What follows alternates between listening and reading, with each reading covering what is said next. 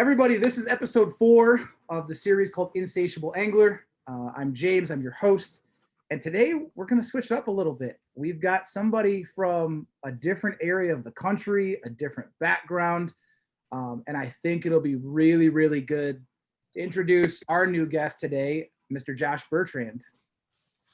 Well, hey, thanks, James, for having me on, dude. Before we go any further, I waited to ask you this when we were getting set up. What in the world are you doing with a name called like Mud Bass on Instagram? If you're from, I was expecting this interview to be Louisiana or maybe a Texas, maybe a South Carolina guy, but you're from Lake Erie. Yeah, so Toledo is my hometown here in Ohio. It's right on the border of Ohio and Michigan. And Toledo has a mascot called the Mud Hen. It's our big AAA baseball team. Like Phil Mickelson came and pitched a game. It's a feeder team to the Detroit Tigers. Sweet. And then Toledo's kind of known. It's originally called the Glass City, but everybody that comes out of this city, when they make it, they call it, Mud Made. They call Toledo the Mud just because of how you come up out of here. So when I started looking at like Instagram names, I kind of wanted to tie my hometown into my name, and then actually started. So another name for a warmouth is a mud bass. So when I started doing some digging, I was like, oh, there's actually like some solid background here. That's cool. Yeah, so it actually worked out pretty well. So that's kind of how that name came about. So to answer your question, it's just a little bit of hometown mixed with some fish in there. So we'll get into this. I've got some notes here, some questions. Some of these we follow a format where I've got some questions here kind of laid out. And then we'll kind of go off the beaten path a little bit and just open it up and we'll have a dialogue here. So for people that don't know, why don't you tell people who you are, the circuit you fish, everything about yourself on the front end as far as professional, where you're at right now in your career? Sure. So I'm 32 years old. I'm already forgetting how old I am constantly, man. But 32, I started fishing when I was pretty young. I grown up in the Southwest. I live in Arizona. I got into I fell in love with bass fishing when I was 12 or 13 years old. I started fishing tournaments when I was probably 15, and totally engulfed my life, man. It was like the perfect thing for me to do. I absolutely love everything about it. So I kind of pushed everything else aside, and I made my goal to fish for a living, and I wasn't sure how I would do it, but I got into guiding. I was when I got out of high school, I got into guiding, fishing regional tournaments. When I fished the opens for a couple of years and qualified for the elites in like 2013. So I was like 24, fished on there for 6 years. When the Bass Pro Tour started at MLF, I switched over to the Bass Pro Tour, and going into the third year of that now, man. So I fish every tournament I possibly can, but I really enjoy Major League Fishing, man. And that's what I've been fishing for the last few years. Yeah, I think I've seen your name a little bit on some of the One Bass Open stuff out there on the West Coast. Yeah, I mean, I'll jump into anything, dude. I fished I fish the U.S. Open almost every year. I'm going to fish the Arizona Open this One Bass next week. Some of the Wild West tournaments. Anything I can fish. I'll probably jump into some Toyota tournaments this year. I've got 2 young kids, man. I've got a 2 and a 4-year-old, so that limits like the crazy amount of fishing. Like I was going to do the Big 5 Tour and Bass Pro Tour this year, and when I sat down with my wife to look at both the schedules on top of each other, we decided I would just do the Bass Pro Tour. And then John Cox decides to fish all 3 and makes me look real bad. I was just about to say that. Like, just seeing the schedule that he's doing is absolutely insane. I can't imagine doing that. It was insane with just the 2. I mean, I talked to some of and there's a lot of guys that are going to do it, but I talked to Brent Ayler about it, and he's like, dude, it's way too much. It's way too much for us. Living out west, if you lived in Alabama and you can get home, if you can weigh in your last bass and get home within 6 or 8 hours, where you could maybe even drive home that night, that helps a lot. But for us, we have to line up scenarios where we can store our rigs, fly back in, drive to where we're going. It's more challenging, man. So yeah, it's going to be like, there's still like, I think I've got 9 tournaments guaranteed that I'll fish, and then potentially more if I make cups. So that's enough to have a good year, hopefully. So kind of on that note, I know that they're doing some more like regional. I think there's some Toyota Series events that are heading the West Coast. There's like a BFL division that's really starting to gear up just to cater to the West Coast guys. Do you think there's going to be more West Coast tournaments here in the future, or what do you see kind of on the West Coast side? Yeah, they've had the Toyota Series out here since I started fishing. They had all different names for it. It started out as the Everstarts, then it was the Costas, then it was it had a few different names, Rayovacs, now Toyota Series. So that's been out here, and that's kind of the most competitive league that we have out west. The one bass stuff is very competitive too, man. Hopefully we have some tour level tournaments. The last one was the Elites in 2015, and I remember being there fishing the tournament thinking this is unbelievable to have a tour level tournament in my own home state. And I know a lot of folks back east, they get it all the time, right? But it's 4 hours from my house, but it was the craziest thing ever. So for me anyways, there's a lot of fans out west that really are like, they're waiting for it, man. They've been waiting for a long time. So hopefully, I honestly think next year is going to be a year that you see some tour level tournaments come out west. With COVID this year, COVID's a great excuse for everything, man, but it's a legitimate excuse, especially for California. Like anything that you have scheduled in the state of California right now is in jeopardy, right? So like it would have been a very unwise move to bring a tournament to California this year, national tournament. Maybe next year, maybe Arizona, but we'll see. Long answer, so sorry about that, man. I'm No, it's all passionate right. about bringing a tournament out here. Hey, it's perfectly fine. I know what was the last big tour event out there? I know it's there was a big one on the Cal Delta that, if I'm not mistaken, um I can't remember his name right now off the top of my head. I'm drawing. Lucas won. Yeah. It was 2015, and we went back-to-back weeks. We went to the Delta, and then we went down to Havasu. So that was the last time, dude. It's been already 6 years. So being out on the West Coast, obviously that's like the area where Brent Ayler, Cody Meyer. I mean, I've noticed some of the pros kind of group up regionally. Like you've got Chad Pipkins and Garrett Paquette, and down in Pennsylvania you got Gray Buck and different guys that kind of group up together. Do the West Coast guys do the same thing and just kind of team up a little bit? Yeah, I mean, for sure, because you got to work, you're all coming from the same place, going to the same place, right? So like it's natural to be able to work with each other and help each other out, right? So 100%, all these guys I've got a lot of friends from around the country that fish the tours, but like, yeah, I would say I'm friends with all the guys that are from the West, and always, just through the years, I've always traveled with mainly Western guys and room with Western guys. And we all root for each other too, right? Like I feel like without sounding too weird about it, like I feel like it's a little more challenging for us than it is maybe for the guys that are living back east that, they're fishing their home bodies of water a lot. They're not having to drive quite as far, and we're fishing bodies of water that we didn't grow up on, and we're having to travel 5 times as far to get to them. So there's a special bond for sure between the Western guys for sure. And there's a lot of good fishermen out west, but there's great fishermen from everywhere, man. But I'm proud to be a Western guy anyways, for sure. Yeah, the Western area of this country grows some sticks, man. You guys put it down. So it's always good to see you guys do really well in tournaments. And always really good to see you guys all bring different flavors to the game. So with that, we're going to talk about how did Josh Bertrand become known as the smallmouth guru that you are? Like, how did that all start, and how did it just transpire? Was it something natural, or was it something that kind of you just took on as something you really wanted to learn? Well, I mean, that's high praise that I probably don't deserve, man. But there's something. I didn't grow up like fishing for a ton of smallmouth. They definitely live out here, and we have them in most of our lakes, but it's not like an exclusive thing. Like you being up at Erie, man, like you're a smallmouth guru. That's what you fish for a lot of the time. And you fish for them in a lot of different conditions and a lot of different places.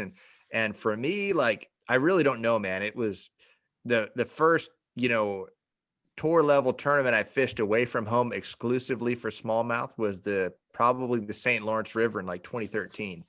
And it it it came easier to me than a lot of other things. It didn't come easy, but it came easier to me than a lot of other things. Like learning how to fish tidal water is something that gives me nightmares, man. I hate it. And I struggle with it big time. It's taking a long time for me. Like I'm 10 years into this, man. And if I get a check on a tidal body of water, I am thrilled. Like I go to some places trying to win, and I go to there just to try to survive a tidal fishery.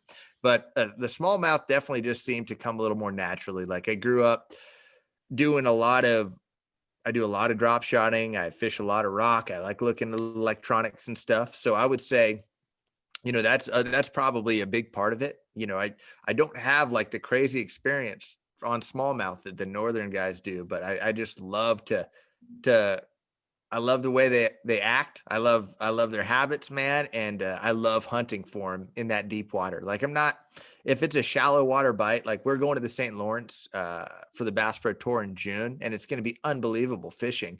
But I feel like there's zero advantage for me there because a lot of the fish are going to be shallow.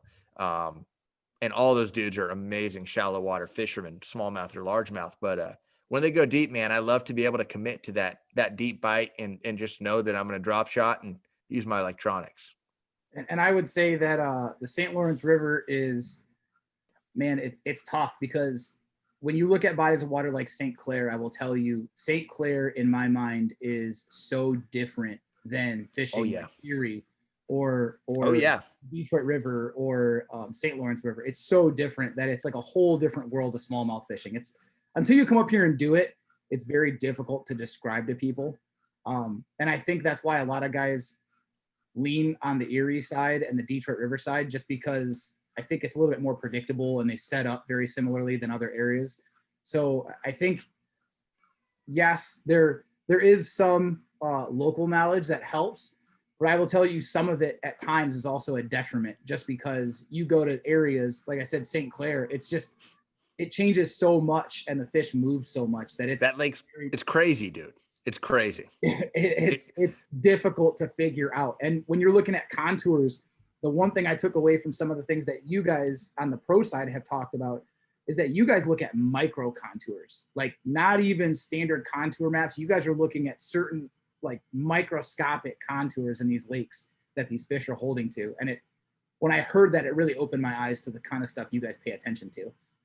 It's interesting, man. I remember the first time I was on St. Clair, and like that's one that I've survived on. It hasn't been like a wheelhouse lake for me, St. Clair itself, but I've survived. But it's the first time I ever fished it, man. I remember being on my trolling motor. I drive out to this first place I'm going to fish, and I get on the trolling motor, and I'm in like 15 feet, and I'm like, I need to get out to 17 or 18 feet. I hear that that's the great depth this time of year. So I'm like, I'll just trolling motor out to that depth. And I'm just on my trolling motor, dude, for like 3 minutes. And it went from like 15.1 to 15.1. It literally didn't even drop an inch. I'm like, this is a flat sucker. There's no contour in that thing. And that's like, I'm 100% understanding what you're saying there. It's so, folks are used to fishing contours offshore, and that really, I mean, like you said, there are some the irregularities out there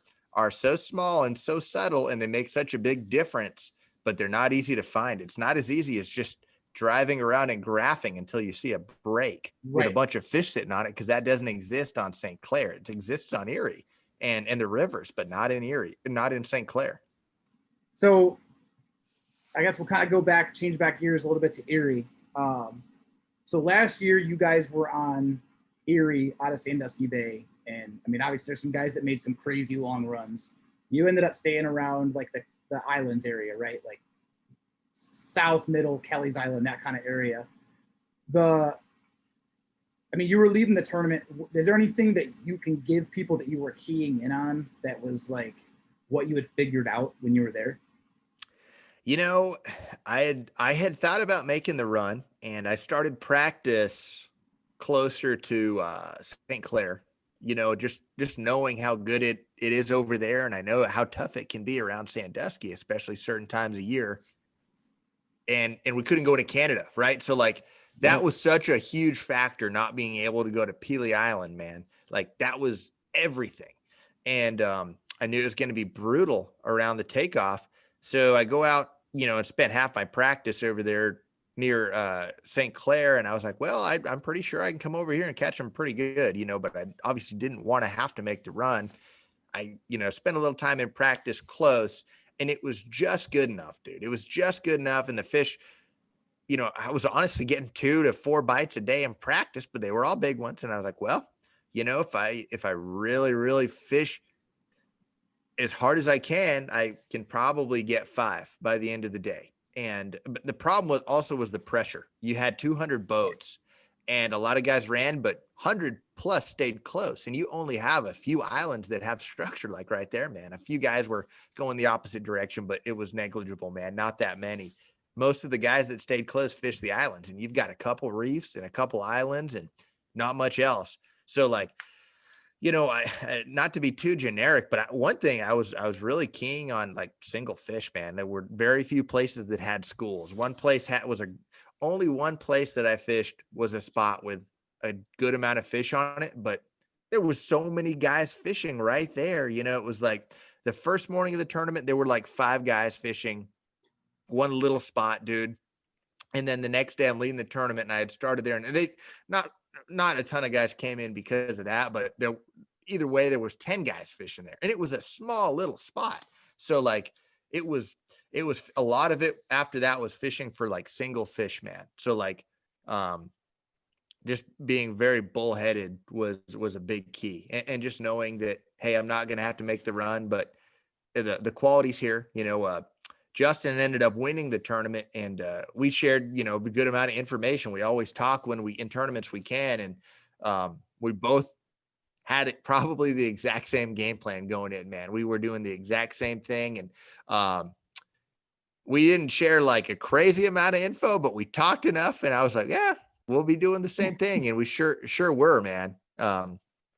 And ultimately, if we get into the story a little bit more, it was funny how it ended up going down at the end.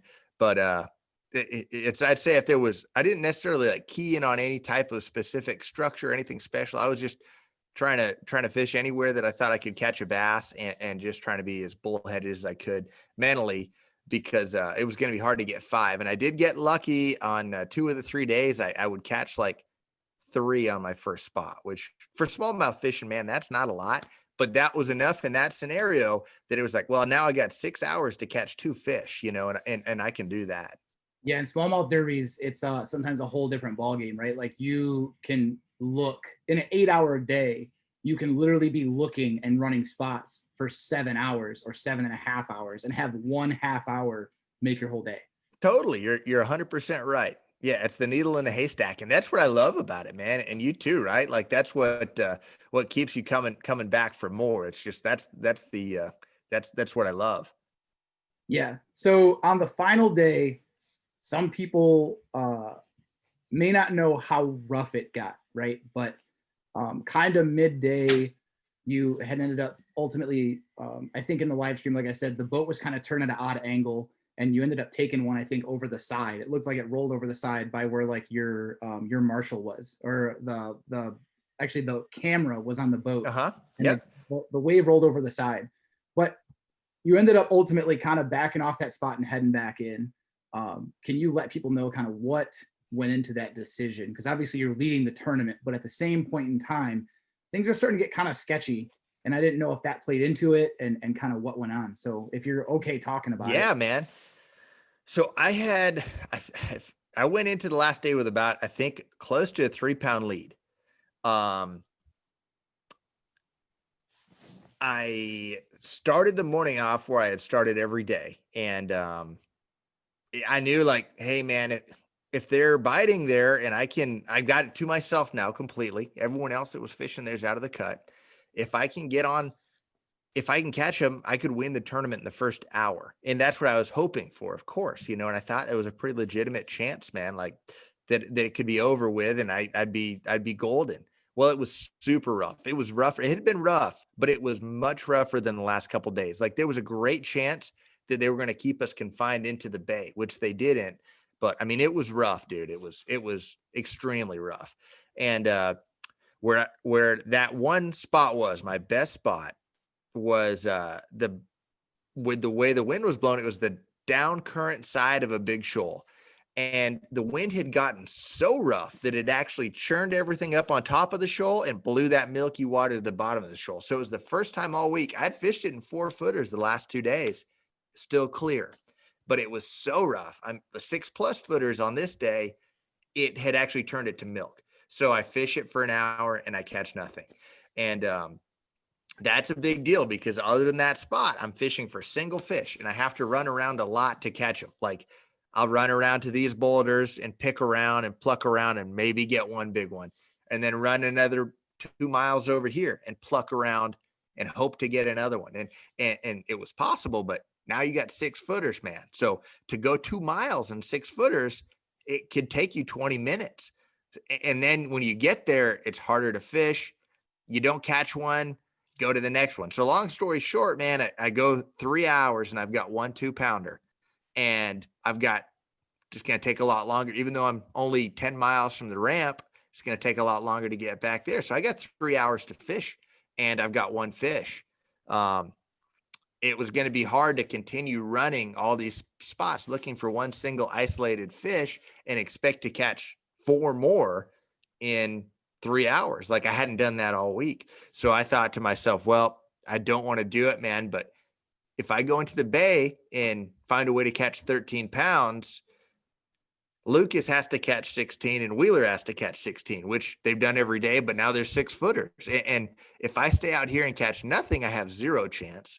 If I go catch 13 pounds, I give myself a long shot chance to do it.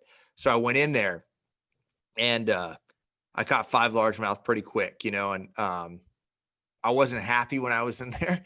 It hurt to drive out away from the smallmouth stuff, but it was a business decision that I thought I needed to make, man. So I go in there and I do it. And as soon as I caught my 5th one, my gut just pulled me back out. I ran back out there and I went and fought it. And I drove to a spot, man, that I had found in practice that was loaded, but the tournament, I never caught a single bass there. Well, it turns out Justin had actually caught his entire bag, 19 pounds off of it. And like, it's just one of those things, like you just never know, right? Like I could have hit that before running in, but I hadn't caught one there all week. So like, how can you after 3 days justify going over there? So it's one of those days that it just didn't work out my way. And that's my sob story, but that was the thought process. I know there were a lot of people like, why is he leaving? But I really didn't. I had a bunch of places where I thought I could maybe catch one and they were all spread apart, and it's fine to run that when you can run around, but there is no running around and running and gunning in 6-footers, as you know, right? Yeah, and I think part of it too is a lot of people don't realize that like the wind that you guys had coming out of the east side, out of like the New York Buffalo side, it actually flows against the current, so it makes the waves peak out really bad. So it's not a traditional, I don't know how to describe it. Like Erie gets really weird and really angry at oddball times, and when it does that, it makes it virtually impossible to do anything. Like there were a lot of guys that were talking about live scope all week, right? And talking about seeing them on live sonar. But when you watch them and you're fishing 4-footers plus, I mean, the bow is out of the water just as much as it's in the water. So you're not even really able to see some of the fish that you're seeing on live scope. And that's what I try to tell guys is like, there's a point where all the electronics that are on the bow of your boat are almost useless to an extent when it gets really, really bad. You're just fishing off of waypoints and where you kind of historical stuff from practice that you picked up, right? Yeah, you're right. You get glimpses. So like you would get a glimpse and say, well, okay, I think I just saw something right there, but then your trolling motor's out of the water again. So you're totally right. And the one thing I'll say is like, I've noticed at times, like that direction of the wind, like you said, it was against the current. So the current wasn't great, but I've seen times smallmouth fishing where like it's super rough and the current starts ripping a lot harder and it makes the fish much more active. So like, you're not going to be as precise with where your bait is at, but dude, those fish will swim over and get it if you get it in their house or around their house. But yeah, man, it gets so rough to a point where your trolling motor and electronics get pretty useless for sure. Yeah. So let's first Major win. All right. So we kind of talked about like growing up, going through the tournament structure and getting to where you're at. I mean, out of your career, would you say the St. Lawrence River tournament was probably like one of your biggest accomplishments or the biggest accomplishment thus far? For sure. I mean, there's no feeling like that, right? Like there's no feeling like winning a tournament. Like I would say without a doubt it was a relieving thing for me too, because I had been fishing for like 5 years or that was my 6th year, and I had quite a few close calls in different scenarios, but still, until you win, you haven't won one. And like it was a gorilla that was starting a monkey that was really starting to be heavy on my back. So it was super relieving. It was an amazing feeling, man. I remember just a huge sense of relief after that tournament. And of course, the next week you're ready to try to get another one. But that was, man, it really was. So for, I guess the question I would kind of go back to is like, do you really feel like your career coming up kind of led you to that moment, or was it just a culmination of events at that one event that really just everything worked out to make it happen?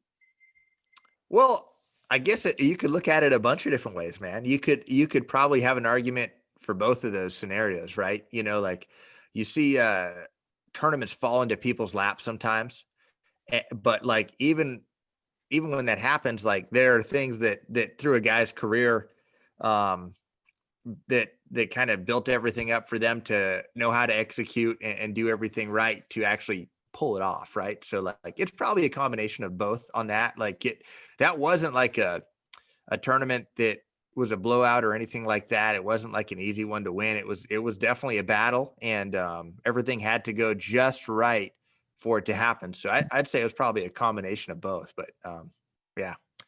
So the transition to the pros. I mean, so we kind of talked about it because you talked about how long you were fishing on the actual pro circuit.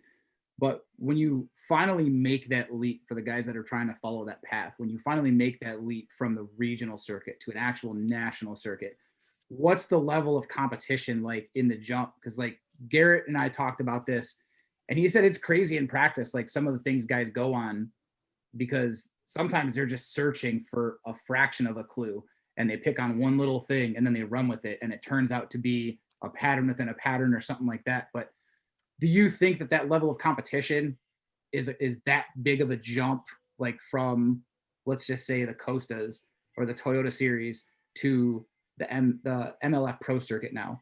How do guys make that jump, and how much of a change is it? I would say like there are amazing fishermen at all levels, even club level, dude. They're super fishermen, but the biggest difference that I see is like the depth of the field. Like the depth of the field on a national level circuit is so stout that you can't afford to have a bad day. And like it's super hard to win a regional tournament. It's super hard to win a regional tournament or even have a great finish in a regional tournament. But like you can have a bad day and still have a good tournament if you back it up with a great day. But like if you have a bad day on the Bass Pro Tour or the Elite Series, you're done.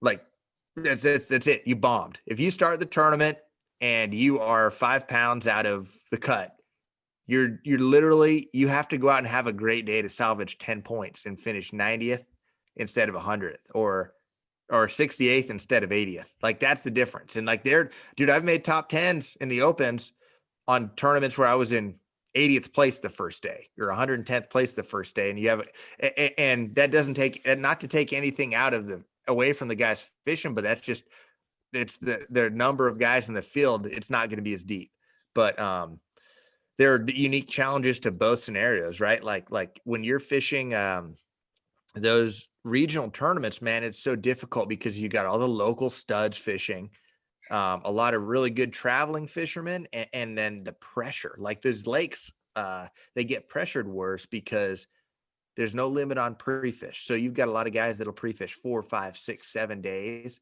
and you've got double the amount of boats. So the fish get pressured so hard. It makes the fishing's always tough. Um, The biggest challenge on the national circuits are the practice is limited. So like the fish aren't quite as pressured at first, but you don't have as much time to break down the body of water. And you need to learn, like we have 2 days of practice, man. So you have to basically a day and 3/4. You have to come into practice with a game plan and be able to find fish really fast, because that's so tough. And like there are dudes that sometimes get used to that 5 or 6 day practice, and that's a huge adjustment trying to go to 2 days, man. That's one of the biggest challenges for sure. So now you're fishing the Bass Pro Tour, and what was that transition like? I mean, going from a 5 fish format to basically a catch, weigh, release format. I mean, it had there's been some small level like local derbies that have done MLF format, and I can tell you, it's for the guys that haven't done it. Like when you go down a couple fish. So you fished them. Yeah, so there's a couple little like MLF format derbies, like little club derbies here around the area. And there's a circuit in Indianapolis that fishes MLF format. And I just know from the one little friendly like club get together what it was like. And it's unreal. But for the guys that don't know, they're like, oh, well, they're just out catching dinks or this or that. And I'm like, dude, you guys don't realize, like when you go down 5 pounds, it starts to like compound on top of itself. But oh, sure. What's that change like from a person that's been used to going best 5 to go all fish count? Well, I'll tell you, dude, like the first year that they had it, when it was a 1 pound minimum, the dink thing was no exaggeration. Like it was at times. And I don't think a lot of fans, I think a lot of fans were not super huge on it. And I think a lot of the anglers were too, man, because it just, it's great in the cups because you don't have pre-fish, but like we wanted the 2 pound minimum too, because like it actually brought it closer back to the style of fishing you would fish on a 5 fish limit. Like if you look back at any tournament you ever fish, other than maybe an absolute glory day on St. Clair or Erie or something, but any tournament around the country, like how many 2 pound plus fish do you really catch in a day? Like it's not that easy to go out and catch a bunch of 2 pounders. So you're fishing for better quality fish. And so like to go back to the actual question, like it was a huge change the first year, because like now you're just fishing for bites, but now you're back to fishing for quality fish again. And it's close, dude, to the same approach that I would take with a 5 fish limit. Like you're fishing a lot of the same techniques and baits, and a good day in this format is a good day in a 5 fish limit, and vice versa. Like, you know, if you go out and you catch 11 fish over 2 pounds, you know, that's a great day of fishing. And on a good body of water, like say for instance, when we went to Fork last year, you know, you weren't seeing guys catching like 40 fish a day. You'd have like, a guy would have a great day and have 50 pounds for like 12 fish, right? And it's like a 4 pound average. And that's a great body of water, but the style is closer as far as like the way you're going to approach the body of water. A couple differences for sure are, you know, you can't waste a ton of time midday. So it's the run and gun game is very risky. It's risky to begin with, but you can pull it off with a 5 fish limit sometimes because you only need 5. It's risky when you need more than 5 because you're just burning up time. Another difference, I had one at the tip of my tongue, man. It was a big difference, and I lost it talking about that. Do you know some of your presentations have changed, or like the way you go about, like, I feel like the format would work a lot better for finesse guys, and maybe that's just a perception, but do you think that it's getting the extra bites? So guys like yourself, you know, Aaron Martin, stuff like that, guys that kind of lean towards that finesse side, do you feel it leans into their wheelhouse a little bit more than the guys that straight power fish? I would say when it was 1 pound minimum, but now that that's taken away, and it's a good thing, but like now that it's 2 pound, dude, that's out the window. Like it really is. Like you're fishing for, you're fishing for bigger bites when you're fishing for 2+ pounders, even though a 2 pounder is not a toad. It's another age group, it's another class, and where you catch a 2.5 is the same place that you're going to catch a 4 or a 6 or something like that. Whereas a 1, you know, if you go to a body of water that's got largemouth, spots, and smallmouth, Table Rock's a great example. If it's a 1 pound minimum, you can finesse small spots all day long. But when you go to the 2-pound minimum, man, you'll catch them on finesse techniques, but like it's probably not the best way to go anymore. You've got to beef it up. So like the actual presentations last year mirrored a lot more what the 5 fish limit tournaments usually have been. The other thing I was going to say was like you can't survive off one spot. So like there have been a lot of 5 fish tournaments, even multi-day tournaments that 3-4 days long, where I've literally kind of made it one spot work for the entire tournament, and you end up having a good finish off of one spot, and that's toast, dude. Now, I mean, like with a 5 fish tournament, you're lucky if you could have a sweet spot, but like it's never going to get you through an entire day. It'll usually get you through like one period, and then it's like, okay, what's next? What's next? What's next? You burn something up. What's next? Because there's no holding back. You don't preserve fish. You don't catch 5 and then lay off of it. You got to catch. You could save stuff. Like Wheeler is the master of saving water, dude, and he will not touch something until the last day.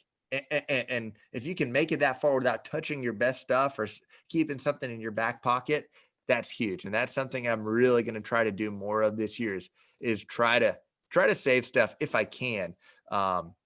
But it's hard to do, man. It's hard to do when that score tracker's ticking and it's like, okay, I got to get them now. Like you got to go to your stuff. So that's a big difference though, man. Being able to use one spot for an entire tournament, or now like your one spot's good for a couple hours and you need to find more. Just so you know, I was really hoping you guys, I know you're coming up to St. Clair this year. I was really hoping you guys would come up before the before the tournament start. So we have a closed season up here on St. Clair. I don't know if you know this. And what it is you can't put a fish in your live well. But an MLF format tournament would be amazing up here during the pre-spawn, because you're talking like 50, 100 fish days. You would have some absurd weight numbers out of St. Clair. That'd be cool. That'd be a blast, dude. It would blow people's mind to see the kind of fishing that happens in the pre-spawn. And then the spawn happens, and then these fish just go all over the lake. And they're so hard to find sometimes. And they're not congregated in one spot anymore. That makes complete sense, man. And maybe in the future one day. I know, I've seen some like, and I'm off limits on it, so I can't like go into detail with you too much. But just an observation I've made is like I've seen it on TV and online, just shows from guys absolutely waylaying them up shallow out there when they are spawning and pre-spawn, and it looks amazing. But maybe another year, man. Yeah, it's a lot of fun. It'd be cold up here for you guys, but it's a lot of fun. Oh, you do an Arizona guy? Are you kidding me? I would literally the fishing better be good, because I probably would die up there. Yeah. So what's a piece of advice that it's taken you thus far in your career to learn that like you would have given yourself or somebody else coming up to help kind of streamline their path? That's a great question, man. Well, I would say no matter what is as popular as social media and everything is getting in the world in general, and in fishing, of course, and it's super helpful for us as anglers. But if you're an angler trying to like make tournament fishing your living, no matter what, and who knows how many, it's probably a pretty generic answer, but like putting fishing first is I'm not talking about with family and stuff like that, but if you're talking about like what you need to do for your fishing career, putting fishing first before any of the other stuff, the business side, is actually probably what I think you should do. Being good at everything across all fronts is going to ultimately be important for up and coming angler, but you've got to be able to catch fish, and consistently. Everyone has bad tournaments. Everyone can even have a bad year, but like you have to be able to fish through these things and be able to have enough good events where like you're constantly getting exposure. And there's no easier way to get media exposure than to catch fish. Like it's just easy. Like Skeet Reese told me when I started, he has given me some great advice that's just like simple stuff, but like without someone hitting you in the head and telling you it, you might not know. But he's like, hey, if you just catch fish, everything is easy. And catching fish is not easy sometimes, but like if you can catch fish, the rest of the stuff will come to you. And if you're not catching fish, you could be the best marketer in the world, but like it can only it can only take you so far, and it's only sustainable for so long. So like just not losing sight of that, and then all the other stuff, it's important. It's important to bring in down the road, and it's even great if you can mix them in from the beginning, but like don't ever don't ever get too carried away on the business side before the fishing side is where you think it needs to be. That's actually really good advice. I think it's kind of clutch. I think that a lot of people, myself included, um, need to really work on our craft. I think a lot more than people realize, right? Like it's one thing to have one piece in your arsenal to catch fish. It's another thing to have three or four and be really, really strong in them and really know the present, Sure. know the conditions, so that you have that versatility. Now, the one question I'll ask you is, have you ever had a tournament where you've made good decisions and been really happy with your decisions, but maybe not had a great outcome for the end result? So like, how do you mentally kind of work through that? Because there's, I've talked to a couple other people and they've said, hey, when I look at a tournament that maybe I didn't legitimately get those fish in my boat, but I got the bites, right? Maybe I made the right decision and put myself around fish, but maybe I made that decision too late in the tournament, but you still kind of adjusted with the conditions and made that decision. How do you go about that mentally into your next tournament and carry that, mental momentum, if you will? Yeah, that's a good question, man. It's there's probably been several, but like I'm having a hard time pinpointing one, but like taking those, like you said, taking the lessons that you learned from that. Because ultimately, dude, like if you didn't, no matter what, if you didn't finish where you want to finish, there's reasons for it. Like, you maybe made good decisions and you had bad luck, or maybe there were still decisions that you could have made that could have made your tournament go better than it did. So like it's taking the lessons from that, and like I try to be a good loser and not be a baby about it. But I'm definitely, without a doubt, I'm one of those guys that can smile and congratulate the guys that beat me and try to have a good attitude. But like I get in the truck, dude, and I am extremely upset uh until I can go to another tournament and try to redeem myself. And like so using still, I mean, trying to find areas where you could have done better and trying to utilize them, utilize those things and those lessons in future tournaments is probably the best thing that you can do in that scenario. And just, just remember, I don't want this feeling again for this reason. I don't want to, I'll have another bad tournament. It could be next week, but it's not going to be for this reason. It's not going to be because I used this hook that I found out I lost these fish because it was the wrong hook. I'm going to try to figure out how to make that adjustment and not lose fish for that reason, or dude. But like you talked about it earlier, how sometimes in fishing it can be such a small, minute thing, and like I use the hook example. That's still, that does happen, but like a lot of times it's a decision on where you started the tournament instead of you started on the wrong spot, or you didn't fish here because there was another dude there, just whatever it is. Like it's the strategic stuff that you learn more and more, and that strategy is the most important thing. Pretty much everyone knows how to do every technique and all that stuff, but like the more you fish, the more you realize how important strategy is, and just trying to play your day out better next time is probably a really important thing. Yeah, I think just from watching some of the videos from different guys around, I think Brandon Polinick had one of the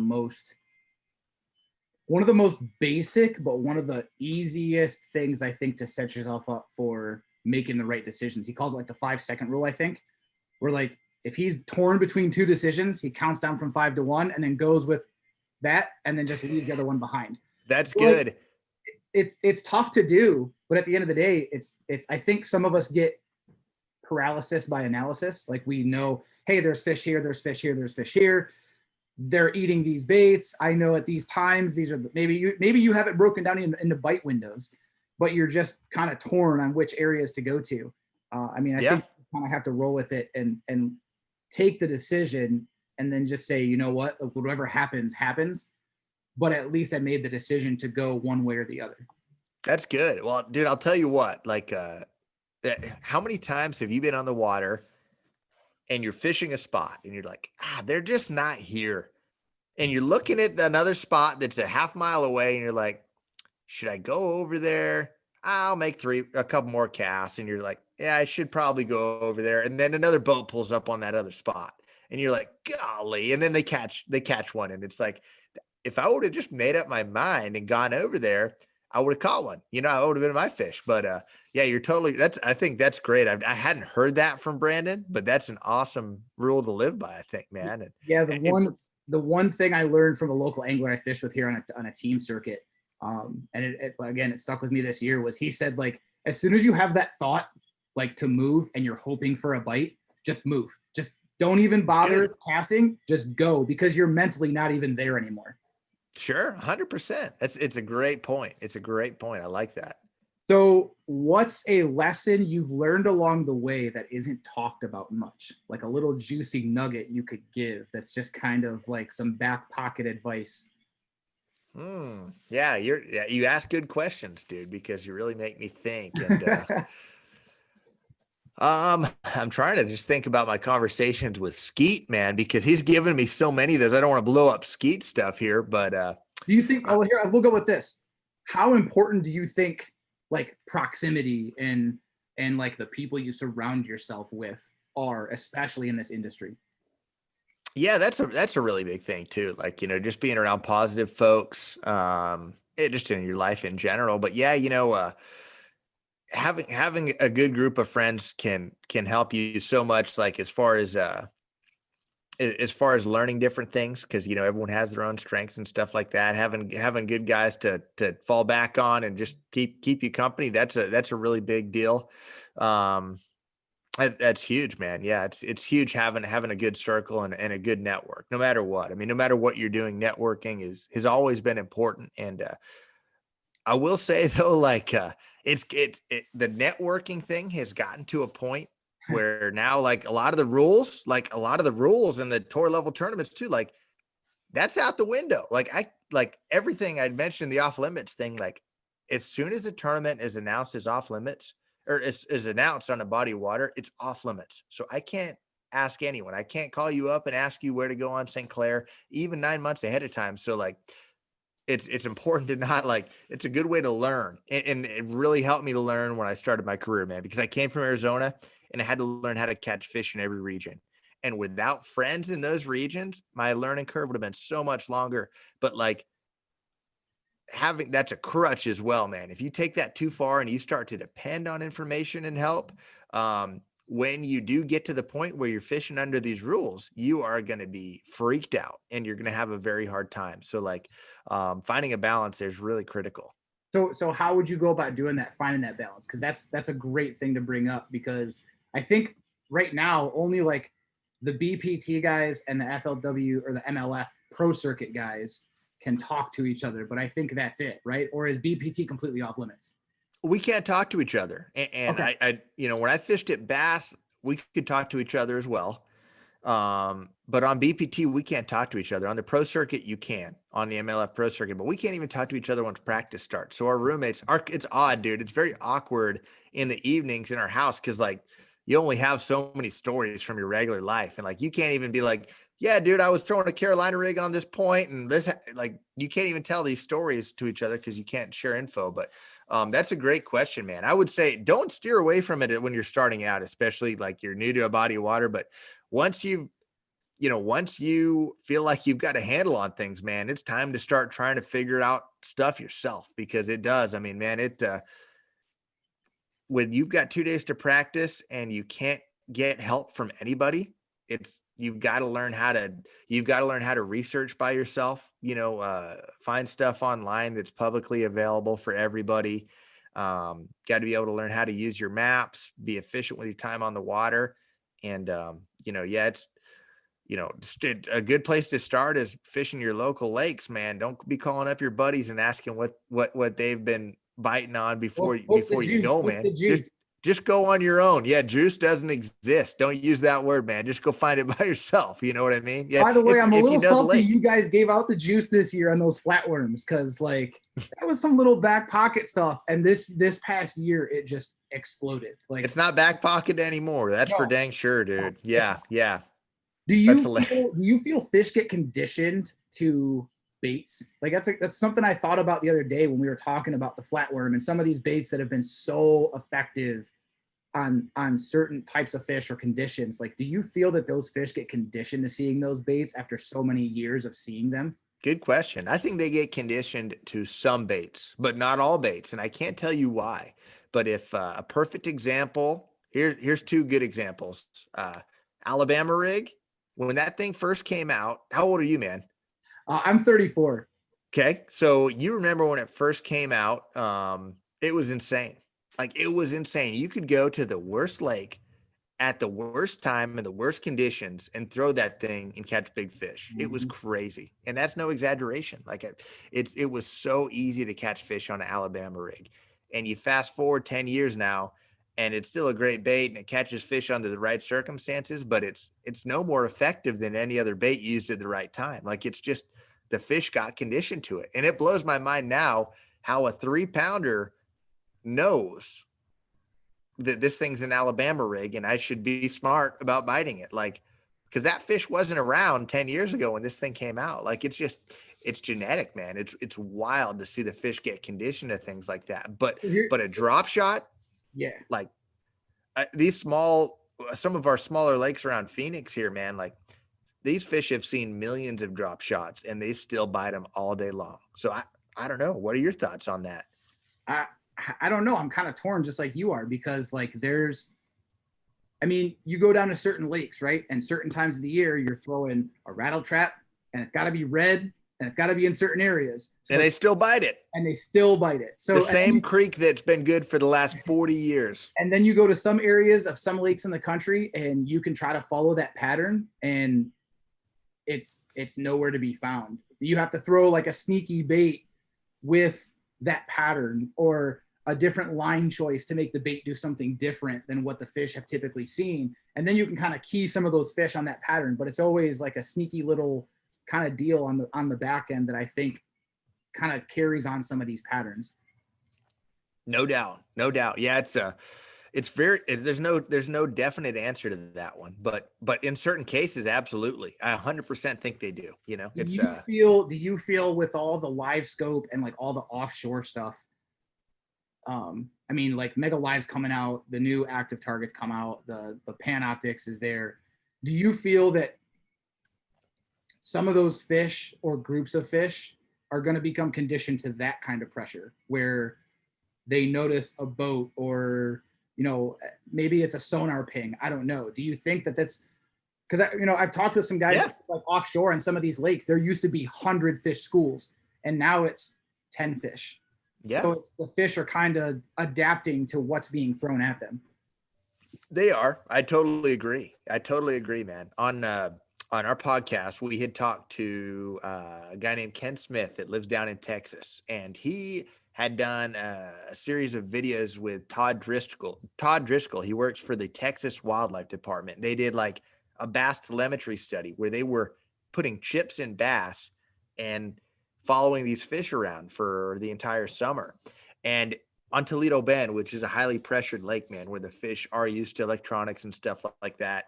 And they definitely had evidence that fish were boat shy. Like a certain percentage of fish of a school would swim away when a boat would idle within 100 yards of them. They were out of there, but a certain amount would stay and they were still, some of them would still bite. So like, it's definite that the fish are getting conditioned and getting smarter. To what extent, where that's going to look, how that's going to look in 20 years, I have no idea, man. It's going to be interesting, but like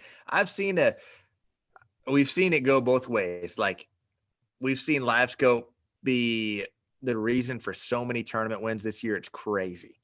And And I think we've also, some of that's how the lake's set up, right? Like yep. some of it's the conditions, but some of it's how the lake's set up and that live scope really playing into the hands of that tool being able to be used. Yes, you're totally right. You're totally right. And we've also seen some tournaments where the shallow bite was overlooked and a dude went down the bank with a flipping stick or a spinnerbait, never turned his graphs on, and whooped everyone's butt. So like that's the cool thing about it. The fish still use the entire lake, but it will be interesting to see what type of how they react to electronics and what kind of electronics we've got. You know what I mean? The fish are going to keep getting smarter, but the electronics are going to keep getting better. So who So the heck knows, man? On the, I guess, you know, there's another pro angler on the BPT that made a comment that the shallow angling is becoming the new offshore. Do you feel that that's happening today? Sure. Yeah. Yeah, I definitely think so. And there's like at some point it's gonna they're both you're just gonna have to if you want to be a successful angler, you just gotta be good at both, man. And you've got to be able to know when to drop one and go to the other and vice versa. But they are both like the fish offshore are now just as smart as the fish on the bank. 100%. Yeah. And you're seeing some old school techniques just really Start to come back. Yeah, absolutely. Yeah. I mean, a spinnerbait, dude, like the spinnerbait is I joke with my buddy Rob all the time. He fished professionally in the 90s and like every story he has he starts with I was throwing a spinnerbait and like dude like in the 2000s like no one threw a spinnerbait. The chatterbait had come out and like spinnerbait was old news and now like the spinnerbait's coming back and the spinnerbait's been around for 50 years. So things are coming back around, man. You can't forget about what caught fish a long time ago. So I've got one last question, then we'll go into like the 10-question lightning round that I have here. Great. Awesome, man. So if you lost it all and had to start back over again, with the knowledge you have, what do you think would be the steps that you would take to kind of navigate your career getting back from the bottom to where you're at? That's a tough question, but I would probably if you're fishing, if you feel like you've got that knowledge and the ability to go fish, you're really only going to take big steps if you're fishing big tournaments. So I know it's not easy because who knows what your financial situation, it's not good in that situation, but like you're going to get more opportunity out of one Toyota Series tournament or a bigger regional tournament than you will by fishing 20 team tournaments. You could win every team tournament in your state and the next state over, no one knows who you are. And you could be the best fisherman. You could be Kevin Van Dam fishing local tournaments and like, it's just not going to take you to the next level. Everyone in your state's scared of you and they know you're the best fisherman around and you're going to win a ton of money. But if you want to take it to the next level, you've got to fish big pro-am tournaments because so that takes me kind of to the next thing here then real quick. So one of the other interviews that I did, the person stated, Cliff Crochet talked about it. He said, you don't have to be dominant at the local level to kind of decide to move on. And I apologize for cutting you off when I asked that. That's cool. Something that was right on the tip of my tongue that I thought about. Do you feel that you have to be at that dominant level before you make the jump? Or do you feel like, where do you feel a person has to be to make that step? Yeah, that's I don't know, man. Well, I mean, you don't have to be anywhere. You're totally right. If you're dominating locally, then you're obviously, you're more than ready to go. But like, yeah, for sure, man. I know some anglers that like, that have talked to Adrian Avena, man. Like he started bass fishing when he was like late in life. He started bass fishing when he was like, I say late in life. If you look at the age he was when he started having success, dude, it wasn't long. Like, he didn't like bass fish until he was something like 19. And then he was like, tearing it up on the FLW tour at like 23, something like that, something crazy. So like, so that answers it right there that you don't have to be for sure. I agree with Cliff on that. The more tournaments you fish and the better you're doing, you've got a lot of confidence and I think it ups your odds. But yeah, man, if you've got the fire, you've got the work ethic and you want to take it to the next level, then give it a shot and see how it goes. And if you go and you're like, and you feel overmatched, okay, let me take it back and Let me fish, in the state for a couple more years. The Federation is a great place to fish and hone your skills, man. The Federation, whether it's through the TBF Federation or the Bass Federation, either one of them, man, the Federation is an awesome place to hone your skills.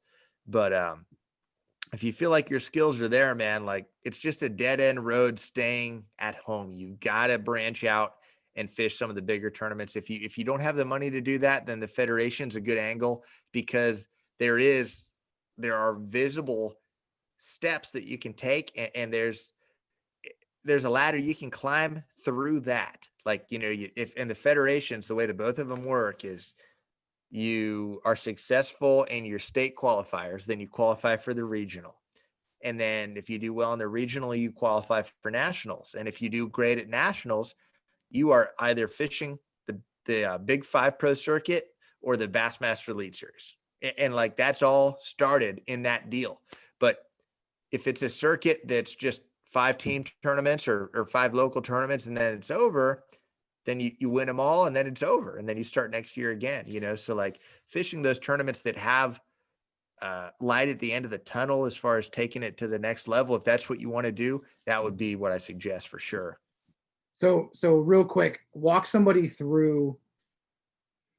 I mean, obviously the seasons are kind of a little different now with the BPT, but walk somebody through like your family life and what people can expect out of this career, right? Like, I don't think a lot of people see the back end behind the scenes stuff, but I think it's something that's good to talk about because, I don't think guys realize how much time you guys spend on the water and how much time you guys spend traveling and how much time you're away from home. Yeah, I'm so lucky to be able to do it, man, because it's still, I wouldn't trade it for anything. But there are a lot of sacrifices that you have to make.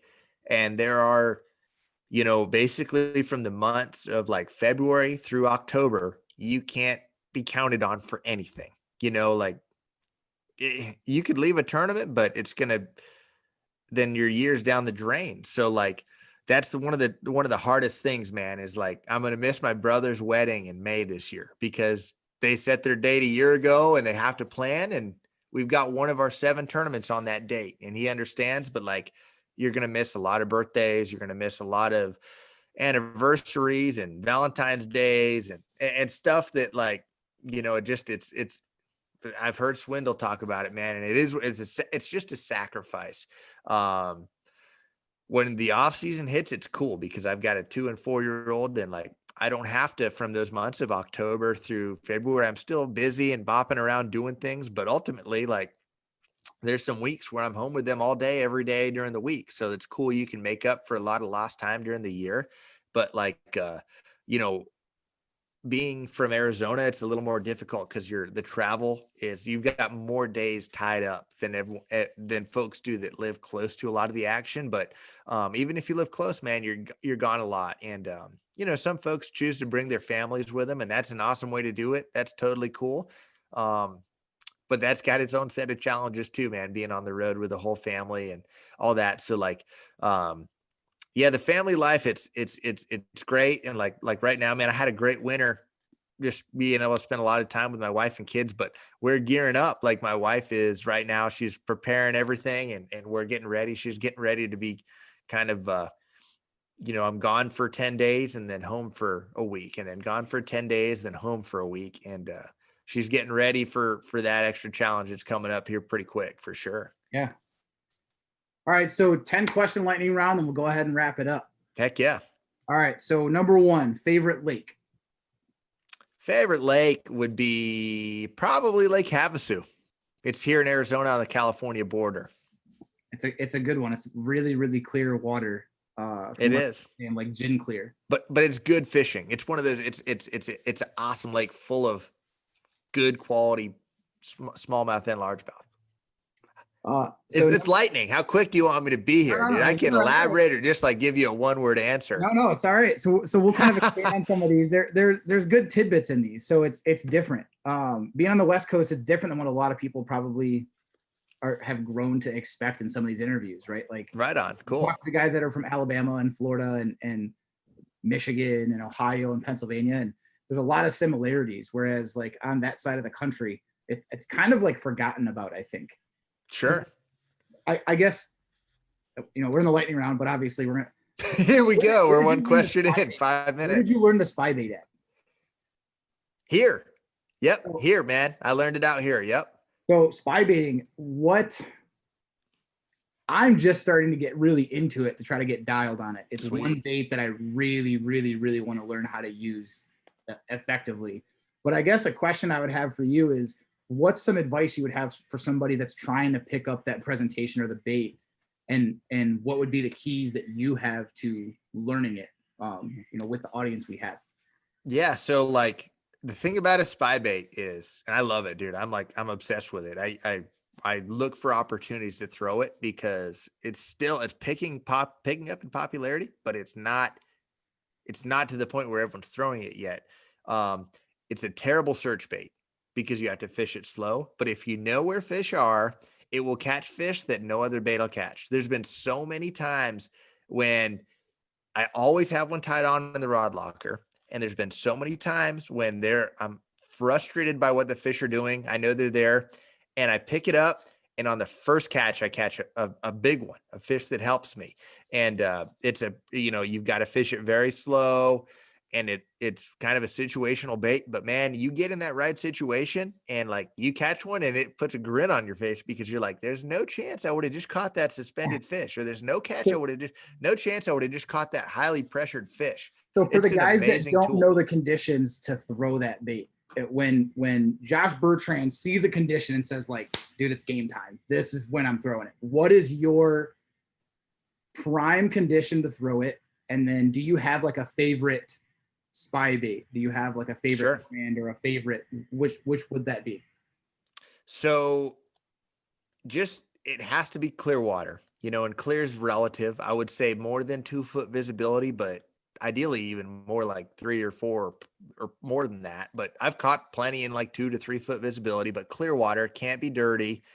And then just tough fish to catch. Like literally you can adjust your presentation on the depth and stuff. It's amazing for suspended fish, swimming it through suspended fish in open water. But I've even caught them in the springtime when the bass are getting pressured and they're seeing a million wacky worms and top waters and stuff, and you're post spawn and the fish are just like in a bad mood, right? Like they're post spawn. And I've got a little bluegill one that I helped Berkeley come up with. It's a slow sinking spy bait in a bluegill color. And they think it's a little bluegill swimming through the water and they think it's real and they murder it. So like just tough fish to catch in clear water, but you have to know that there's fish in the area because you're casting it out and you're reeling it very slowly. If you reel it too fast, you lose that like good rocking action. So you have to have the confidence that, okay, I'm throwing around fish.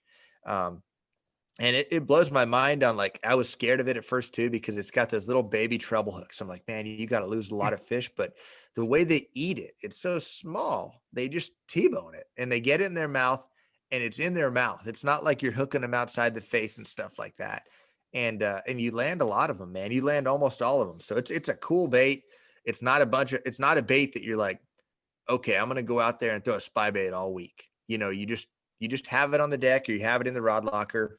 And when things line up, you're ready, you pick it up and you catch fish that other guys don't catch. Fair enough. All right. So we'll get back on track here with the lightning round. Let's do it, man. So number 2 question, smallmouth, largemouth, or spots? Smallies, man. Heck yeah.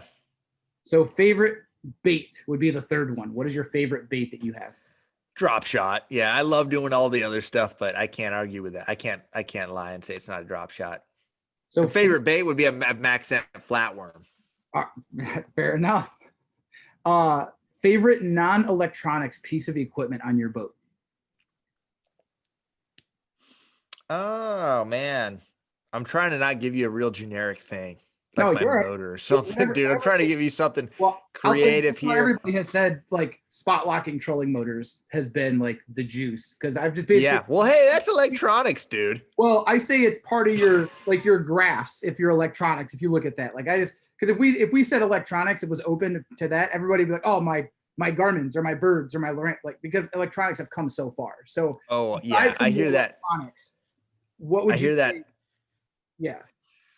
Well, I'm just gonna take all electronics out of the equation, dude. Because I could like every time I get in the boat and I start the motor and the motor runs so good and the trolling motor is so nice and smooth, I'm just amazed by it. But a little odd tidbit that I've got on my boat are these little plug knockers that James Elam makes, and those things save me so many baits.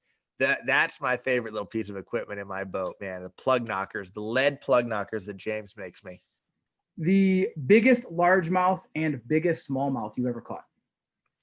Biggest largemouth, I've caught two 12-pound largemouth out of the same lake here in Arizona. Smallmouth, I'm not even sure, dude. I don't, I don't weigh fish normally in practice and stuff, but I know I've caught a few sixes, but I've never caught like a 7 or an 8 or something like that.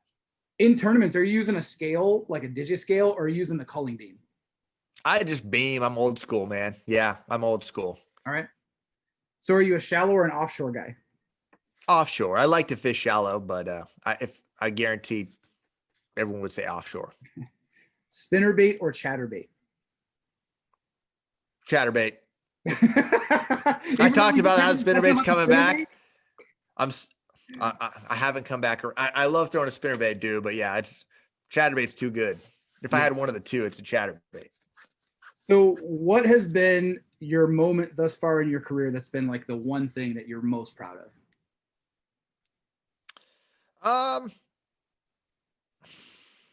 It's a good question, man. For one moment, gosh, I don't know. I mean,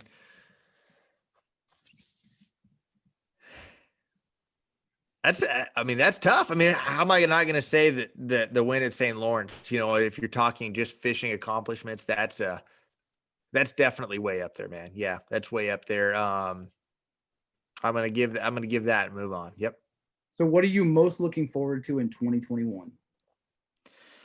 Just I'm looking forward to about June when our normal lives get back to where our lives hopefully get back to normal. I'm looking forward to all the fishing and stuff like that, but dang, dude, I'm ready to just do all the things that I've been wanting to do for the last year. I hope that I'm not off base with that comment. We'll see, but No, I'm ready for that so more than the fishing. What's one thing you're looking forward to? Seeing all my buddies, and just doing just interacting with other people. Like, I mean, we still do to a certain point, but like, it's I'm out of touch with too many people, man, for sure. Yeah, for sure. We've got Michigan and Ohio. It got kind of crazy up in Michigan. They're on these crazy lockdowns. Ohio is kind of a little more open.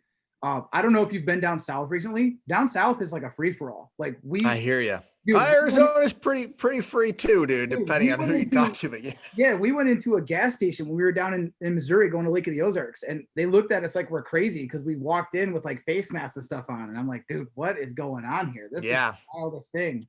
I hear you. It's a different world, but even so, man, even in those scenarios, like it's not. It'll be better hopefully in 6 months. So I can't wait, dude, for that. Well, I appreciate it. Thank you very much.